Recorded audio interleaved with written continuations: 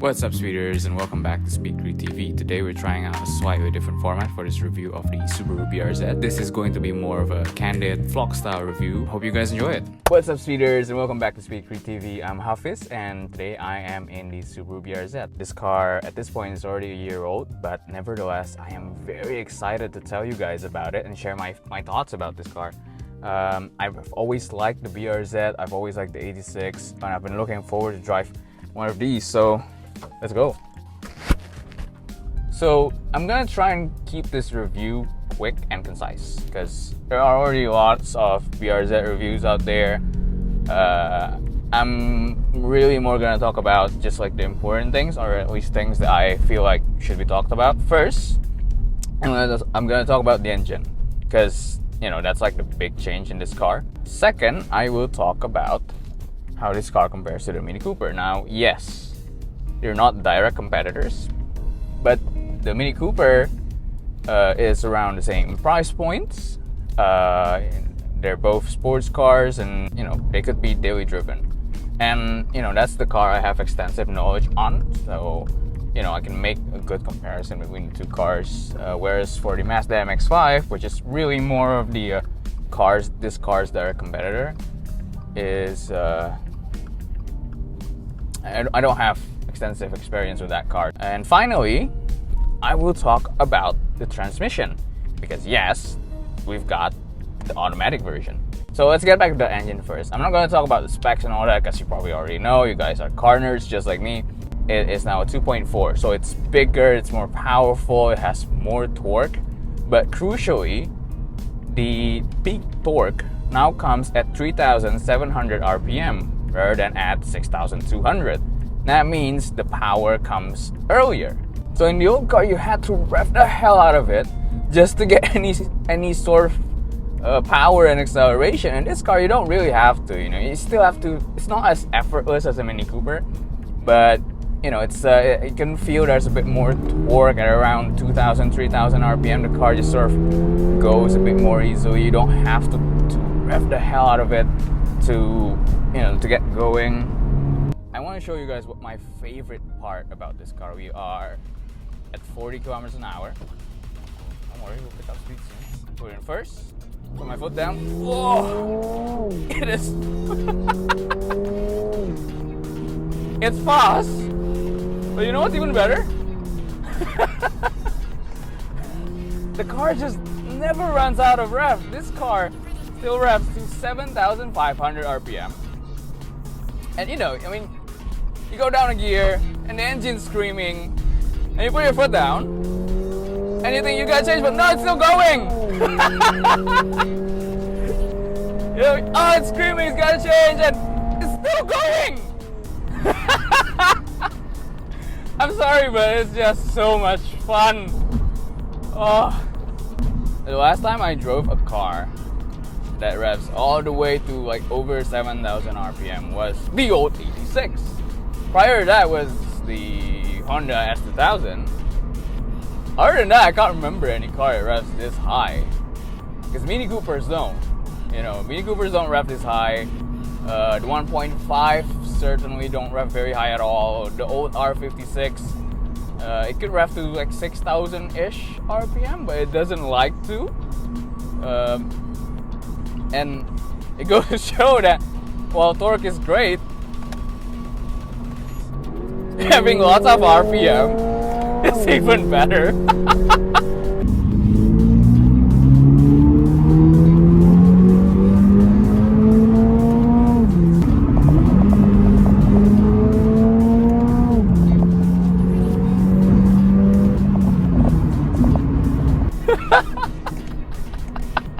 Look, it's not very fast. It's not very fast. I'm not gonna lie. You can feel the difference from the old engine. There's more torque here and it's more effortless, but if you ask me, a 1.5 Mini Cooper is still faster than this, or at least feels faster than this in terms of acceleration. But that engine, man. I'm not even in sport mode, it's just So a Mini Cooper, I think, is still the more sensible option compared to this car, because it's a hatchback, and you get more space in the boot. At least vertically, you get more space. At the back, you get actual seats that you can actually use. In this car, good luck fitting anyone in the back. Actually, my friend had an 86, had the old 86, and one time, I'm not very tall, I'm like 169 centimeters, right? And one time we were going for like a 15-30 minute drive. I had to sit at the back, and it was absolute torture, right? It's so tight back there, there's no room at all. Right, so if you're planning to have kids but you want an exciting car and something that is still relatively practical, the Mini Cooper, I think, is the more sensible option. And I'm not even talking about like the 5-door, the Clubman, or the Countryman. I'm talking about the 3-door. The 3-door as a whole is the more sensible option. This car is really more for the bachelor, the married couple who's not planning to have kids, child-free couples, right? And if you can only buy one car, and it's this or a Mini Cooper or a Mazda MX-5, if you need space, if you need practicality, you get the Mini Cooper.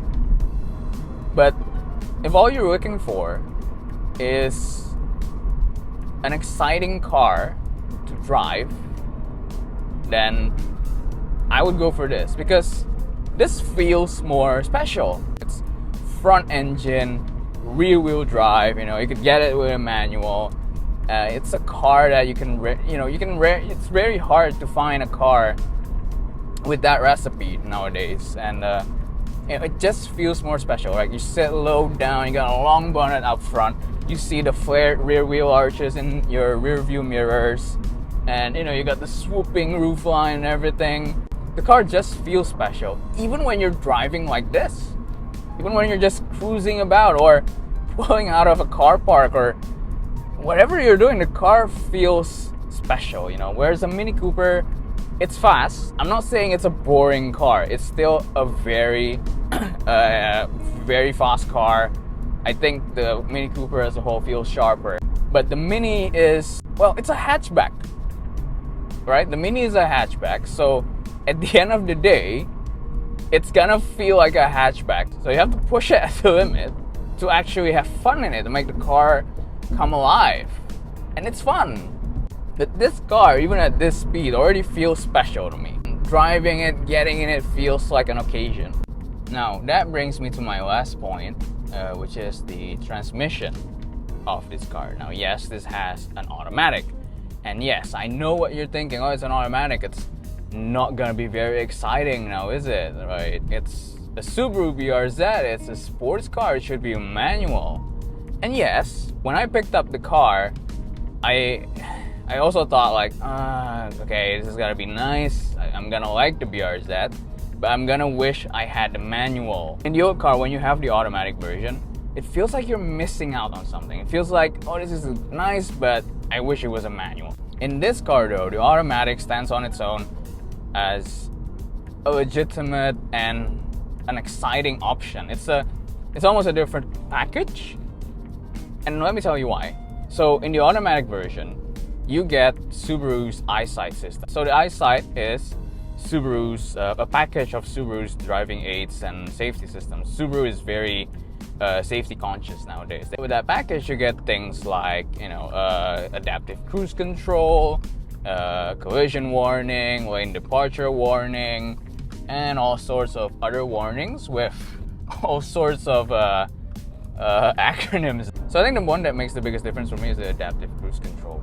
So if you don't know, adaptive cruise control basically means that, let's say I set it up to 60 kilometers an hour, and the car will detect if there's another car, or if there's a motorbike in front of me. And if there's a car in front of me, like for now, let's say I want to speed up 70 kilometers an hour, the car's not doing that because there's a car in front of me, and it wants to maintain a safe distance to that car. And if that car slows down, this car slows down. If that car speeds up, this car speeds up. If the car goes out of the lane, this car will pick up speed and go back to the designated speed that I've set it to. So you don't really have to do anything. You don't have to do any throttle or braking input, at least at highway speeds. You just have to point the car where you want it to go. And I think that makes the driving experience a lot more relaxed. And I don't know about you, but front engine, rear wheel drive, automatic gearbox, it's relatively comfortable in here. 2 doors, 2 seats plus 2-ish at the back. What do you get? You got a long bonnet. This is a GT car. And I know that this is still a sports car, but the automatic and the eyesight system, especially the adaptive cruise control, the car becomes a very different package. It's almost like a different product, you know? And I genuinely feel like this is like a grand tour. It's a car that you can just sort of settle down in and just cruise about. And thanks to the eyesight system, everything becomes a lot more relaxed. You know, the driving experience becomes more relaxing. And you can actually treat this car as a grand tourer. Honestly, I'd get this over any of the Mini Cooper. I have my own problems with the Mini Cooper. I think the F-Series it kind of lost its character, but that's a discussion for another day. And so I don't get this. Yes, you know, the interior is still, if you've been in the old car, this interior feels the same basically. It's basically the same interior with some new buttons and that's it. And yeah, there are some cheap plastics, you know, and it just doesn't look great. The fit and finish is fine. I don't think there's anything. There's nothing truly flimsy, you know. So the fit and finish is fine, but it doesn't feel as premium as a Mini Cooper. But I don't care, because for me, I think this car is still just the more exciting and more sort of the more emotional product. So to summarize on how I feel about this car, basically I think I would still get the manual personally, but there's nothing wrong with the automatic either. If you want an automatic, fine, it's fine. Just go get it.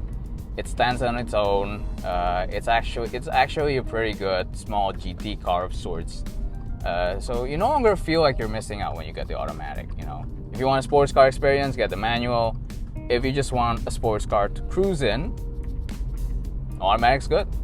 You know, and I would actually prefer this over a Mini Cooper. You know, a Mini is more practical, obviously, but I think this as a whole, it feels more special.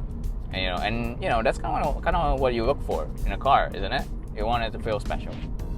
So that's it for our review today.